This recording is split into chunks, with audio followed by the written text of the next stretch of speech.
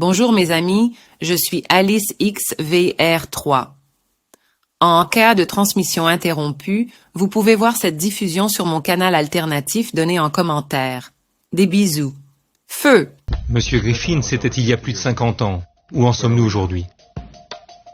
Entendre cette phrase après toutes ces années, c'est un peu un choc, parce que je n'avais pas réalisé à l'époque à quel point elle allait être exacte. Mais nous sommes en plein dedans. La victoire finale est donc encore devant nous. Comment saviez-vous à l'époque ce qui se passerait aujourd'hui? C'est une longue histoire, bien sûr, mais j'ai fait une visite fascinante de la librairie communiste de Los Angeles quand j'étais très jeune. Je travaillais pour une compagnie d'assurance. J'étais dans M Corporate America.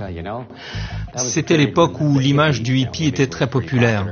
Et beaucoup de ces gars dans cette librairie ou dans cet uniforme, je crois qu'ils pensaient que j'étais une recrue potentielle. Oui, nous avons toujours été prêts à en parler. Je parlerai du socialisme n'importe où, dans la rue ou au Sénat, n'importe où, vous savez.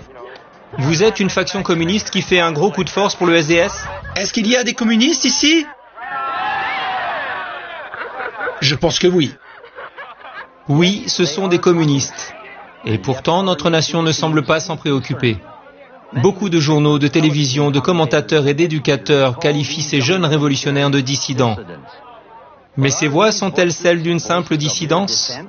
D'une simple agitation étudiante? Ou d'une sédition et d'une révolution?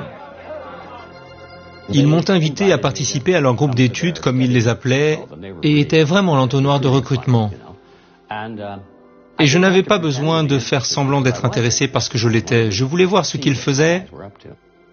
Plus je lisais, plus je me rendais compte que ces types étaient très sérieux. C'est alors que Jane, mon compagnon de voyage, m'a dit « Hé mon gars, tu ferais mieux d'arrêter de te préoccuper de la hiérarchie de l'entreprise, de gagner de l'argent et d'avoir l'air bien et de commencer à faire quelque chose. » Et je suis heureux de l'avoir fait.